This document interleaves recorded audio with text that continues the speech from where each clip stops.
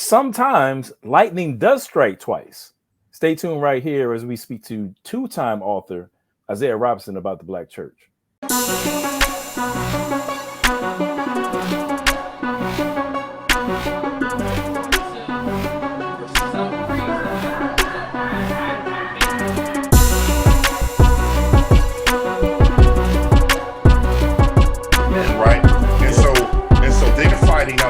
There was a Trinity Radio episode.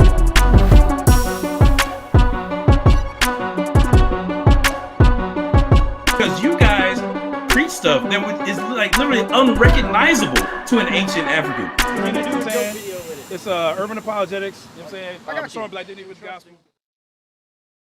What up, y'all? It's your hometown hero, the real Adam Coleman. Y'all know what it is, man. Tru-ID apologetics. We out here one more again, man, and we have a long-time friend of mine, man. Excited to have this brother back on the show. I'm talking about we got that pre-COVID friendship. You know what I'm saying? You know, it's been a minute now. You know what I mean? Isaiah Robertson is back in the building. What's happening with you, bro? My brother, AC. You know, every time I think about you, man, I think of that line from Ice Cube's song where it says, "I'm down with Dre, like AC is down with OJ." So, so that's how I feel about you, AC. Oh, I appreciate that, man.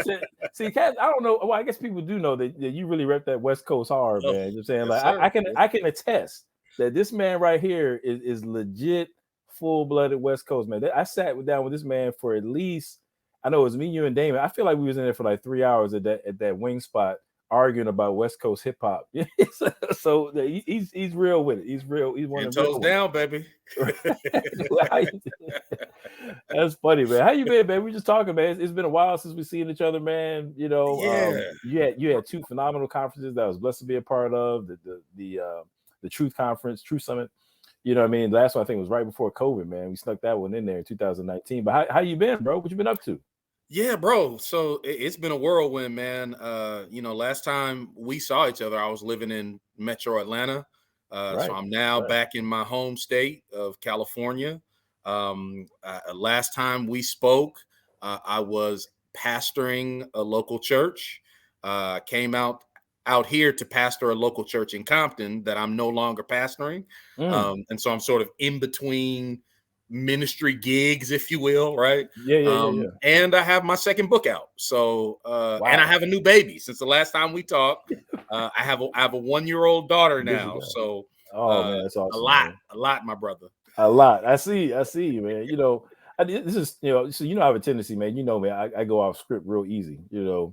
Yeah. But it was just interesting, you know, something you said, like, you know, you talked about moving out to Compton, you know, the pastor, and just kind of going through all those ministry changes.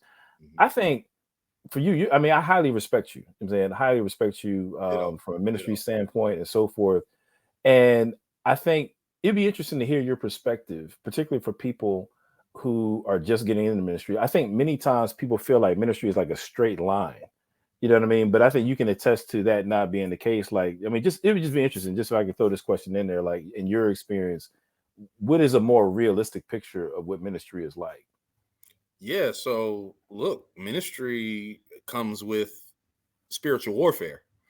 So you have to be prepared to endure spiritual attacks that come in various shapes and forms.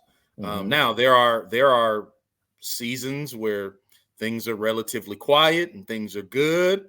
But then, you know, there are moments where you're gonna have to take a detour and you have to put your dukes up and you're gonna have to fight for your life, fight for your family. And so just know that if your goal is to pastor, there's a target already on your back because you serve Jesus, right? But that's intensified when you're clergy, because if the enemy could get the pastor, he can get the sheep as well. So just be prepared for it. Be prepared for it. That's real, man. That's real. And I had Dr. Eric Mason on the channel some time ago talking about spiritual warfare, particularly in regard to apologetics, but really dittoing the same thing when it comes to ministry, because I think, you know, a lot of times, and we'll get to the book. I promise I won't go too far afield, but we good. You know, we just kick it, man. We talk. Yeah, right. But I think a lot of times, and I can speak for myself, like when I got into doing apologetics and taking ministry more seriously, I really underestimated exactly what you just said. Like it really is, spiritual warfare. Like it's not a game. Then it's really not a game. And I think that if you're not, disciplined and just really engaging in those spiritual disciplines, prayer, fasting, reading the word, worship, the whole nine, meditating on the word, if you're not equipping yourself in that way, then it's basically you like just run around the battlefield like with your drawers on, like you just out here, you know what I mean? And that's, I would add to that, being under a covering, when it comes to a local body, like that's all important. We got guys out here who think just because you can, upload a couple of videos on YouTube that, you're an apologist. It's like, or you're a leader in the church or something like that, the capital C church. It's like, nah, that you need to sit down somewhere, you know what I'm saying? Get up under a ministry, make sure you're submitted somewhere so that people can cover you. But anyway, I just, that came to mind as you were talking about your path. But let's talk about you, man. I'm saying you got this new book, you know what I'm saying? You're a fantastic author. If people don't know, they need to know, but you've got this new project out. Before we get into the book itself, like what inspired it? Like I have yet to write my first book, and I know that Cat's been kicking me about that for a while. I'm working on it. Yeah. But man, you got two of these things, man. Like for this new project, what was the inspiration of it, man? You said so much in that first one. Yeah. I would love to just kind of hear your heart about what's flowing out of the second one here. Barna Research Group, in partnership with Brianna. Shout out to Brianna K. Parker of the Black Millennial Cafe. They released an exhaustive study in 2021 entitled "Trends in the Black Church," and it set out to really capture empirical data regarding the state of the Black church. And after I was a contributor to that project, but after it came out and after I saw the data, I was encouraged because I saw that the Black church still possesses a modicum of credibility within the community she serves, right? The conventional wisdom is like the Black church has no credibility. The church, the church in the West has no credibility. And that's the conventional wisdom. But after reading, this report, I realized, wait a minute, no, there's empirical data that suggests that the Black church still possesses some credibility within the community she serves. And so how do we steward this credibility and potentially increase it? Because the more credibility we have, the more effective ministry we can do. Right. The more people are willing to listen to us and take us seriously. So that's what really inspired this book. So that's interesting. So like what was like a particular data point that really like struck you, I guess? Like was it, was there a need identified in the study that just really just gripped you and kind of propelled you into this new project?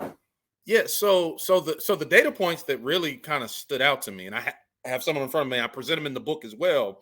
But listen to this, Adam. 53% of Black adults view the Black church as either very or somewhat reliable. Okay. 59% of Black adults view the Black church as either very or somewhat important. Listen to this one. 62% of Black adults view the Black church as very or somewhat safe. So all of those data points suggest to me that the Black people are still, and these are churchgoers and non-churchgoers alike. Got you. And so this suggests to me that like the Black church still has influence. People are still rocking with the Black church. And we can either squander that influence and waste it. And I believe that, like, if we make the wrong decisions, then we will, and 10 years from now, these numbers will look a lot different. Right. Or we can take strategic steps to maintain and increase that influence within our community. So those are some of the data points. And then the book, the study, Trends in the Black Church, also kind of goes in depth on some other areas pertaining to, how Black people interact with the Bible and things of that nature. And there's some things that I extrapolate from that and I include in the book as well. Got you. Yeah, that's major, man. That's major because, it kind of speaks to some of the things that I know we've talked about, some of the things I've been feeling, just in my experience, this sense that I do feel like the Black church has kind of been teetering on the verge of either a really positive turnaround or something that could be, I would not try to be dramatic, but I think disastrous for the Black community as a whole. The fact that we do still hold some sway and respectability in the Black community. But nevertheless, to your point, if we don't steward it well, or if we just kind of rest on our laurels and be like, oh, that'll be good, then I think that, we could be in trouble, within 5 to 10 years, man. So you being able to speak directly to that, I think is extremely powerful. And I think that, one of the things that certainly came up in our last interview is just the importance of the Black church, and I think a lot of people still grapple with that in general. But just the importance of the Black church itself, it's still vital. It's still necessary, Can you speak to just for a second for all the kind of naysayers out there, for those who and I'm gonna just go ahead and name it, like the Umar Johnsons of the world, what I mean, who always have something negative to say about what the Black church is or isn't doing. Can you just speak to that, like that space that we still hold? Like, what is that like? Like, what is it that we're holding on to? Right. Yeah. So let me say this. The book is entitled Risks We Must Take. And the subtitle is Choices the Black Church Must Make to Avoid a Credibility Crisis. Because to your point, we are teetering, right? We still possess a modicum of credibility, but if we don't take calculated risks, then we'll squander all that credibility and we'll become a laughing stock within our communities, and many of our churches will become museums, right? And so, the Black church still possesses one of the things that the study reveals is that Black adults, they still respect and venerate Black clergy. Black clergy persons are still seen as influential, important voices within the communities. And so Black pastors have the opportunity to really speak into issues and existential realities plaguing our communities in an authoritative and meaningful way. A lot of people think that voices like Umar Johnson, they've surpassed the voice in importance, the voice of the Black pastor, but that's just not the case. Black pastors still have, for lack of a better term, a pulpit, and it can be used for good, for immense good, because people are still listening, despite what the Hebrew Israelites say, despite what the bricks say. People still view Black pastors as influential, important, and if we can hone our message and have a message that exalts Christ, presents the gospel, but speaks into issues affecting marginalized people in a meaningful way, then we'll see great things happen going forward. See, I want to jump in there right quick because I feel like you said something really powerful. So I've been looking at some of the stats as well, particularly like in this post COVID era. You have a lot of pastors, Black, white, or whatever, unfortunately getting out of the ministry for one reason or another. And I think what you just said, I think would come as a surprise to many of the Black pastors and ministers that might be watching right now, because I think many of them feel discouraged. They feel as if they have no voice. I think a lot of pastors feel as though maybe the Dr. Umar Johnsons and Charlemagne the Gods and whomever have surpassed them. But what you're saying is that the data just doesn't show that. Regardless of what they may feel, regardless of how things might seem online, the reality is that the Black pastor still has that place. In your experience, like, do you feel with the circles that you roll in, do you feel like that's a reality for most of the pastors that you run into, or do you feel like they themselves might be disconnected from that? Like maybe this is something that they need to hear. What do you think? Yeah, so in the circles that I run in, you have black pastors that are just trying to survive, in terms of not like exist, but trying to survive as far as ministry is concerned. I'm in LA, and in LA, if you have 60 people coming to church on a Sunday morning, you're doing well. So the black pastor, particularly in LA, is just trying to keep their doors open, right?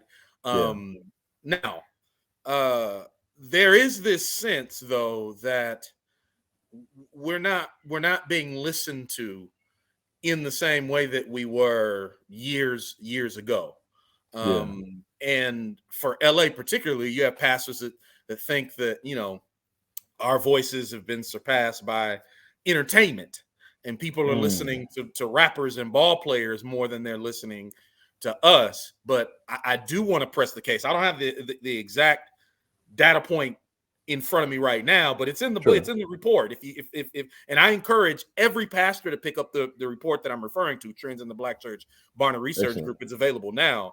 But it does clearly say that black adults still highly respect and venerate the black pastor. And so our voices still do carry weight, still very much meaningful in our community. Got you. So you spoke about there's choices that we need to make, though. Like you said, we need to, I don't want to make it a glass half empty type of a thing, but we do need to respect the fact that we're at the very least in a fork in the road as a community. Now I don't want you to go, too into depth, because I want people to get the book, make sure y'all go ahead and buy the book. Right. But could you just maybe give us one or two points that you touch on the book, just kind of give us a little taste of what it is that you've commended to the church in terms of what we need to do? Yeah, so one of the chapters is on cultivating theologically informed clergy and laity, and that being a choice that we make because, number one, over 5 million African Americans today have at least a bachelor's degree. And so you have millennials and Gen Z. If they come to church, they don't want to check their brains at the door. And they're asking questions, and they expect, they can go to Google and get their questions answered. And so if they come to church and their preacher cannot answer their questions, then that's a credibility issue, right? Also, we have I'm sorry. Yeah, but that's fast, bro. I apologize. I'm doing like the worst job ever, in the interview. No. But bro, what you just said, I've never even thought about that though. Like that's really mind blowing to me, because you're right. Like for so long, as African Americans, we really had to fight to get in certain doors educationally, and it is the case that we're a far cry from where we used to be. We have more access, more people getting education. But then the question then becomes, within the walls of the church, are we doing what we're supposed to do when it comes to making sure that we're not outpaced, educationally? You know what I'm saying? Like, the Christian faith is a faith of knowledge. It's not like a whimsical, just believe it, because it feels good type of thing. It's always been a knowledge tradition. But if we're neglecting that, then we actually might be opening the door, to, for people to have these questions. We're just not equipped to answer. And they're asking more questions because they have more access to education and so on and so forth. We've got to educate ourselves, right? I've never even thought about that, man. That's wild. That's wild. And our credibility is at stake. If I can go everywhere, I can go to Google and get my questions answered, but I can't go to my local pastor. Wow. And my local pastor is stuttering and stumbling, and yet I can turn around and go to Google, right? Right. And now, Adam, we have resources at our fingertips. This is not a call to attend seminary, although I'm not opposed to seminary. But man, you can get online. You can go to the Gospel Coalition, and now the Gospel Coalition, they're not perfect, right? So they have flaws as an organization. Sure. However, you can go online, Gospel Coalition's website.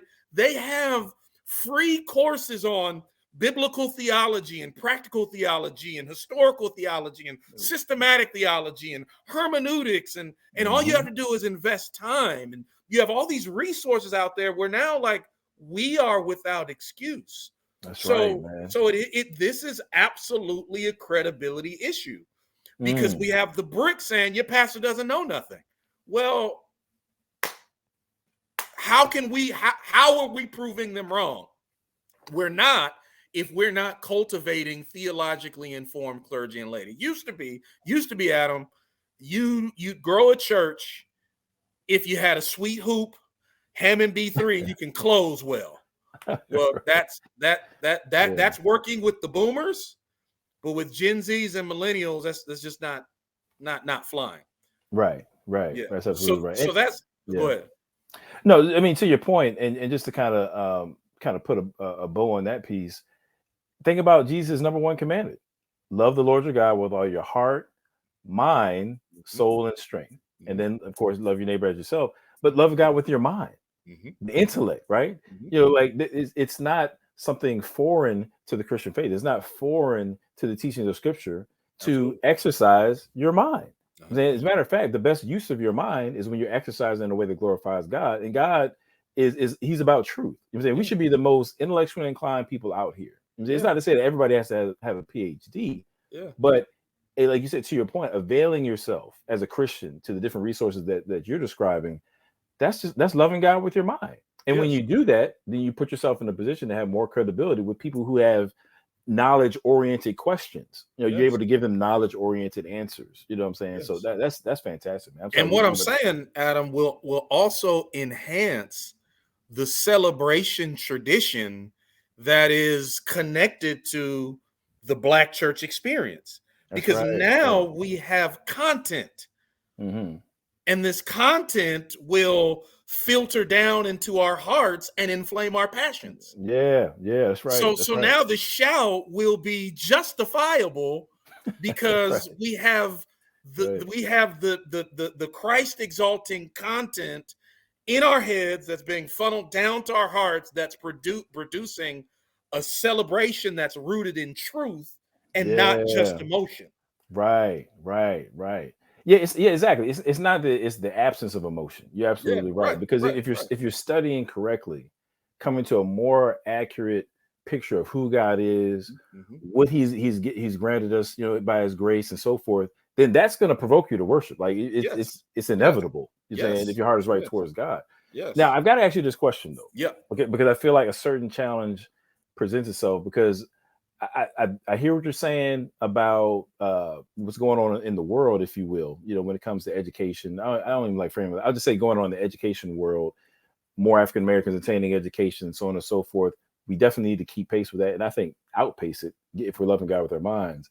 The challenge also, though, in terms of within the church, as you know, a lot of these folks come out of these seminaries have, adopted ideas that are foreign to the Christian faith, and I think absent of truth themselves, and they're coming into these pulpits, bringing stuff back to the people that are just not of God, just untrue and not of God, and they're cloaking it in intellectual language.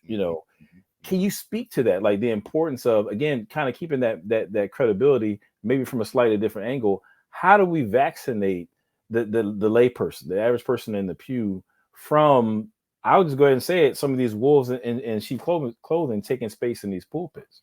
Yeah, well, so that I talk about that, Adam, in my first book. So my first book, Black Church Empowered, I have a whole chapter entitled The Black Church and Intellectual Harvesting, where I talk about the dangers of theologically conservative and theologically liberal seminaries.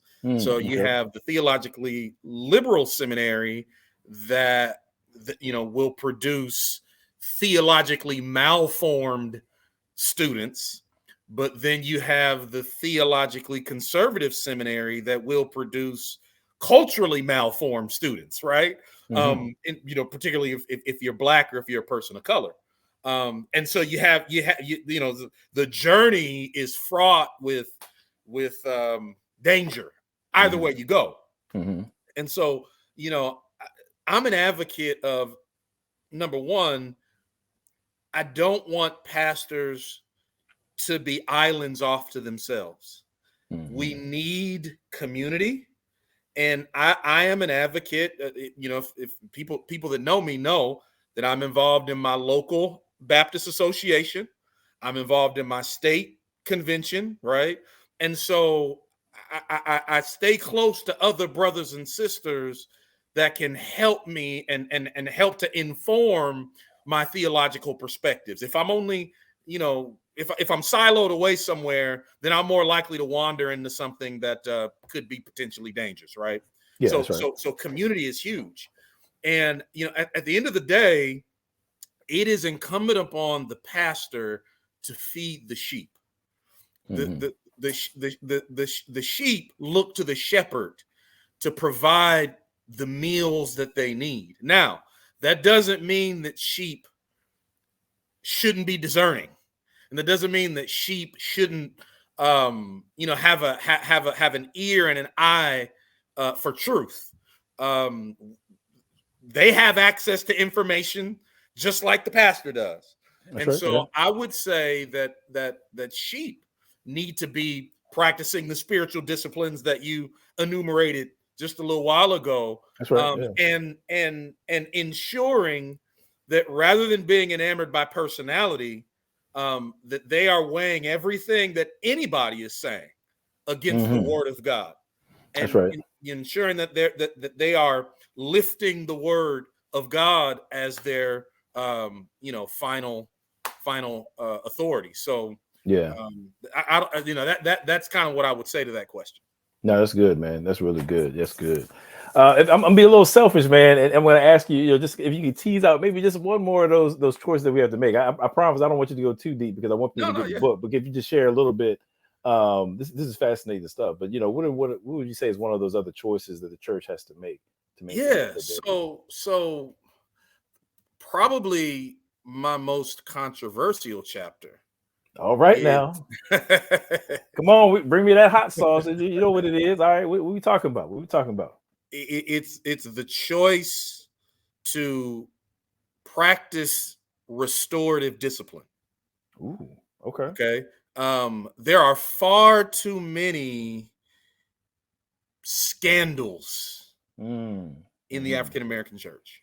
Okay. And unfortunately, a lot of the perpetrators just continue on without any accountability. And that is damaging our credibility hugely. Yeah. But in order for there to be a discussion about accountability at the highest levels, we have to have a conversation about the practice of church discipline. Okay. And this is actually something that the Black church engaged in historically, really up until the middle of the 20th century. You see the Black church really involved. Yeah, as a matter of fact,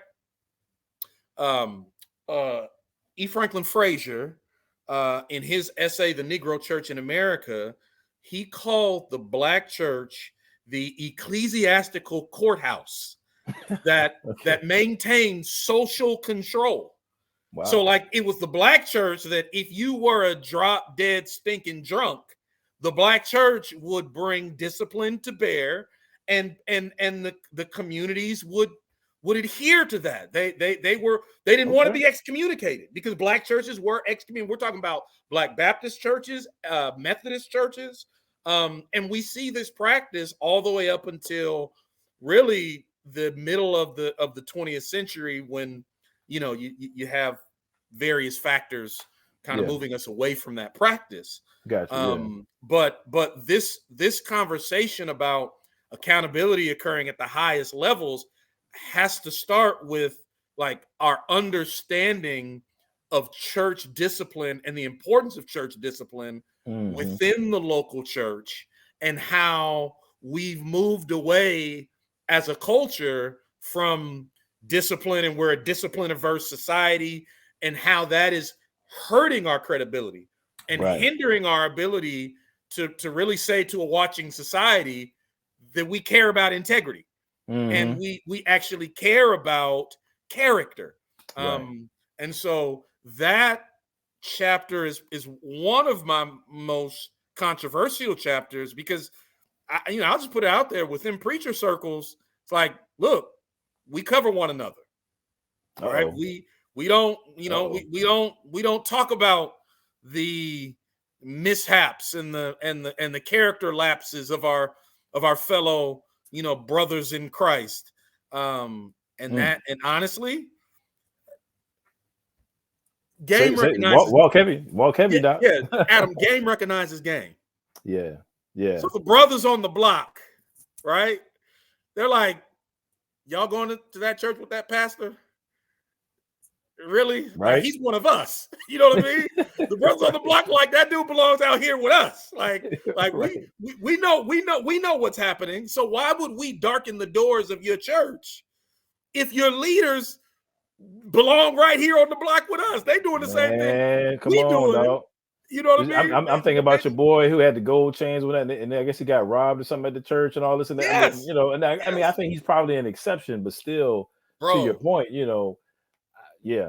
Bro, I can actually, if I enumerated all of the scandals, the national scandals, and again, listen, the Big C church, our white siblings are not immune to scandal, right? Oh yeah, of course, right. But the perception is, and whether it's the reality, the perception is our white evangelical counterparts bring swift accountability, whether it's Mark Driscoll, whether it's R.C. Sproul Jr., right? Mm-hmm. Whether it's Tullian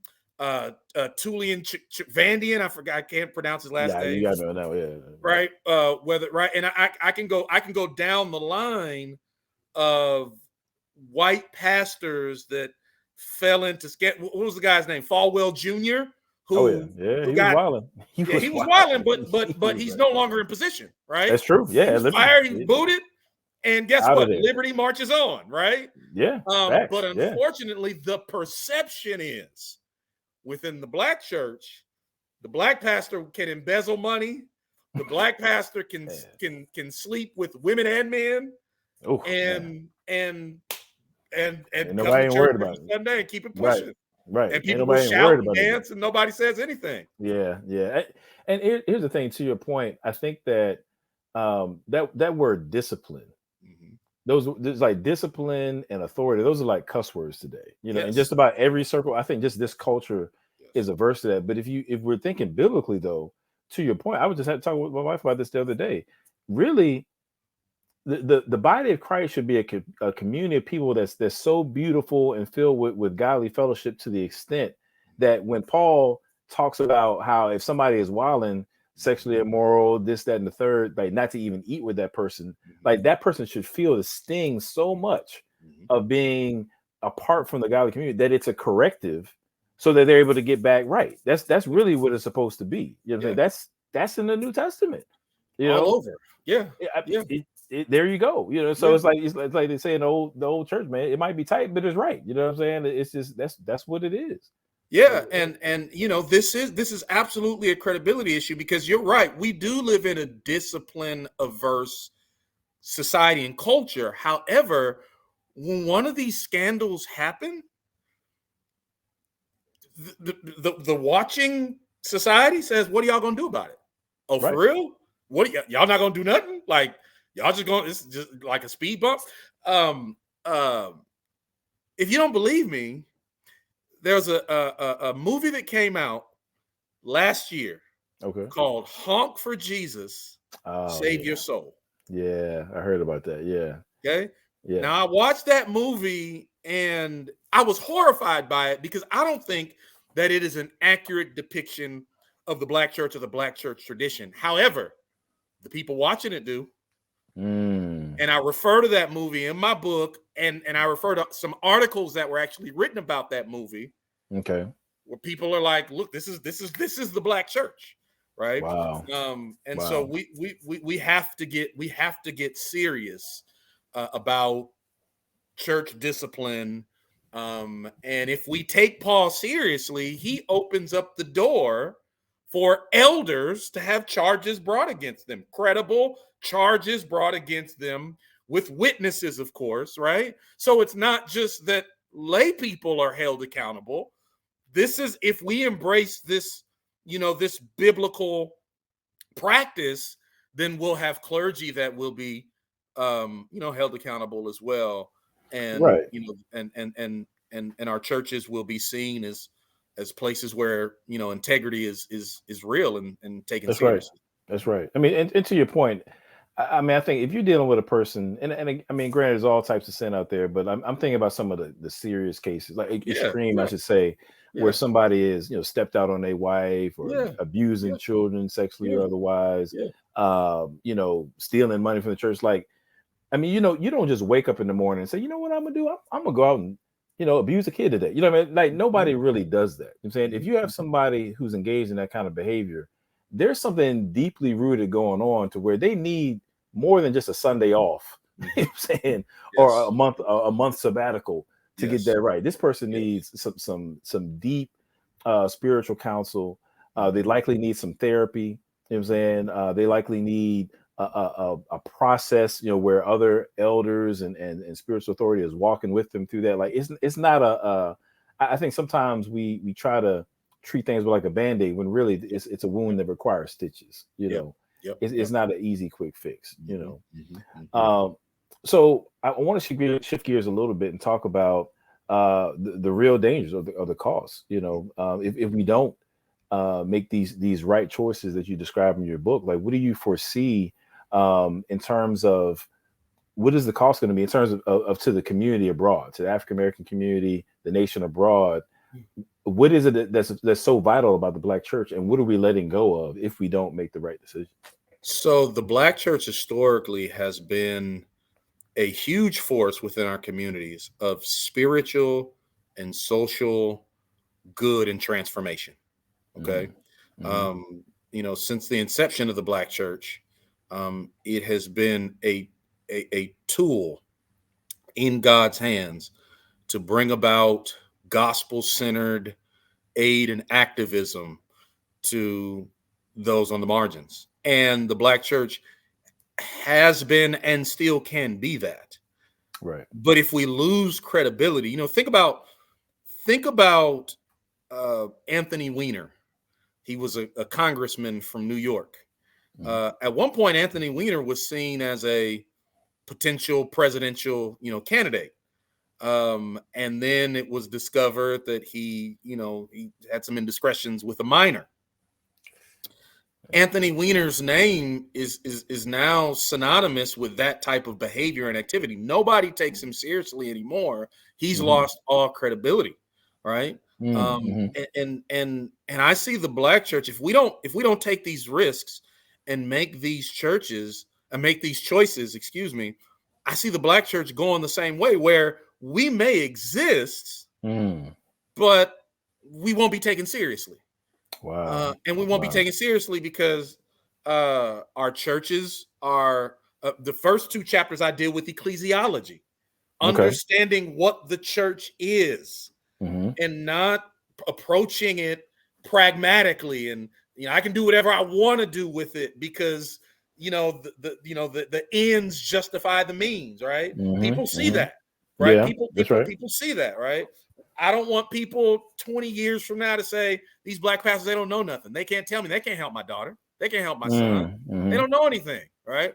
I don't want people to say, the pastors, they have no character. They have no integrity. This institution is wholly corrupt, right? If we don't make these choices, and there are other choices in the book, if we don't make these choices and take these risks, then we may exist, but we just won't have credibility. And if we don't have credibility, our gospel witness will be stunted. Our ability to work in our community, within our communities for the spreading of the gospel, and for the uplifting of those within our community will be greatly stunted. And it'll be dire, in my opinion. I mean, and I would just kind of add to that, man, because and I hate to even be this guy, but I just feel like it applies to what you're saying. If we are not stepping up to the plate, if we're not credible and active in the community, then I think even causes like just various types of justice movements and things like that, like we're really giving that voice over to other people who just aren't deserving of it. I mean, like the reality is, I bang with the Black Lives Matter slogan. You know what I mean? Like, I mean, as far as the sentiment expressed by it, without question, I'm with that all day. Yeah. As we know, the organization was wilding. I mean, like they really were undermining the Black family, the nuclear family specifically.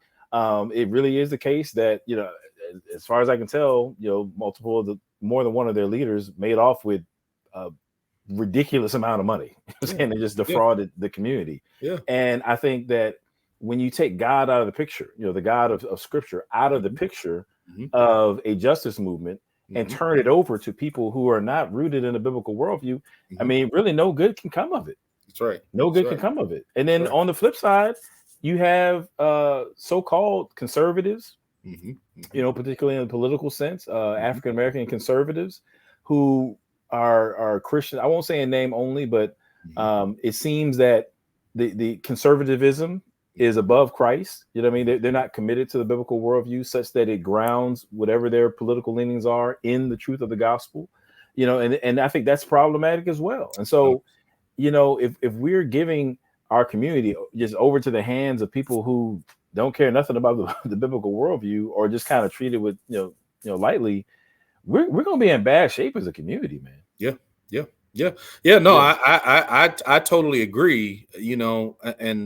And one of the motivations behind this book is the research, that their conclusion, Barna's conclusion after all of the research was that the Black church and Black churchgoers, this is their words, this is actually in the report. Okay. They say that the Black church and Black churchgoers are the bellwether of resilient Christianity in the U.S.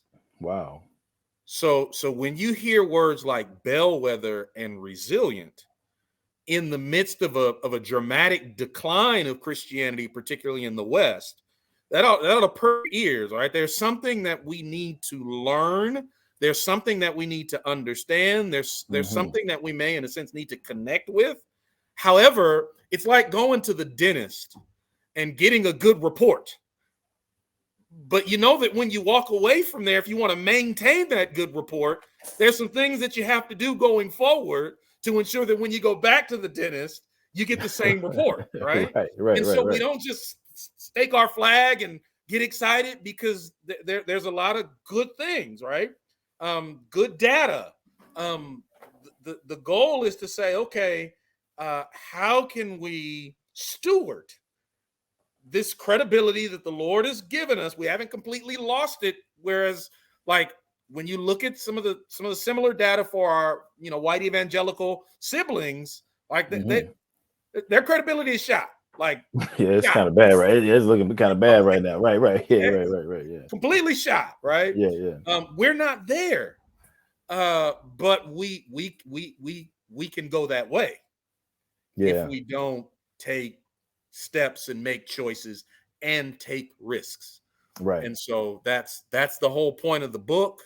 That's good. That's good stuff, man. That's good stuff. And I pray that, my book will be read and taken seriously and, prayerfully considered. Yeah, man. Well, absolutely. I just commend you, man, for this powerful work, bro. I mean, and I would definitely commend to the viewers out there. Go get the book, like ASAP. You know what I'm saying? Like today. You know what I mean? Matter of fact, let people know where can they pick it up, man. Yeah. So go to my website, bcempowered.org. So B like boy, C like Charles, and the word empowered.org. So that's empowered with a D. bcempowered.org. And right as soon as you go to my site, you'll see where you can get the books. You can get it on Kindle, you can get it paperback, however you like it. That's fantastic, man. And also let people know where they can find you online as well, man, whether it be Facebook, Instagram, or what have you. How can they get in contact with you? Yeah, so I'm on Facebook. So you search Isaiah Robertson on Facebook. I'm there. Instagram, Isaiah_on the gram. And then, of course, the website that I just shared, bcempowered.org, will let you know more about my first book, this book, and some other things that we're doing in ministry. Now, I do want to caution people. You know what I'm saying? Like, if you go to if you subscribe to him on Facebook, Instagram, whatever it may be, if you're not a San Francisco 49ers fan, you might want to you might want to pump the brake. You might want to wait till after the. There you go, right there. That's what I'm saying. What is that? It's a can of soda with San Francisco on. This is a what is it? Like a water bottle, like a Yeah. So you got a water bottle with San Francisco 49ers on and your name engraved on there. Yes, sir. This man and right serious, now, bro. actually, the table that I'm broadcasting on right now is a 49er table. So this thing right here. so if you're a Raiders fan or who, I don't even know who your rivals are, Rams and whoever else, they may want to hold off till after the season, or they're gonna see a whole lot of 49ers propaganda, you know what I mean, throughout for the next couple of weeks. But no, man, it's been fantastic having you on the show, man. I appreciate you, my brother. Thank you for coming back on. And it'd be dope to maybe have you back with like a dialogue or something like that with some of my other guests. Have like a panel discussion. Man. Okay. Anytime.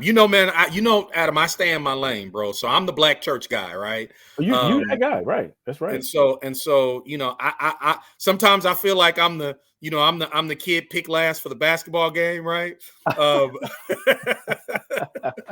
But I'm here, bro, and I think that there's a lot that I can contribute to various conversations, and share a perspective that often isn't considered within broader evangelicalism.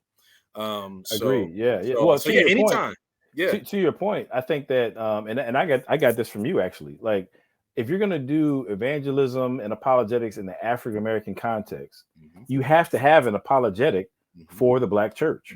You've got to have responses when people bring up, whatever beefs they have with the Black church. You've got to be able to have responses that are based in Scripture, and then also refute the historical, fallacies, falsehoods, that those people bring to bear. You got to have something for that. So it'd be fire, man. I probably have you back on with maybe Brandon Washington, like this little panel discussion. I think that'd be dope. You know what I mean? Let's do it. Yeah, it sounds good, man. But yeah, appreciate you, my brother. Y'all go out there and get that book, man. ASAP. My man's a powerful writer, and I appreciate him for taking the time to come on. And y'all know what it is, man. Stay tuned. We got a lot more videos, episodes coming down the pike. But for now, man, love God, love people, take care of the things that God blesses you with. Peace.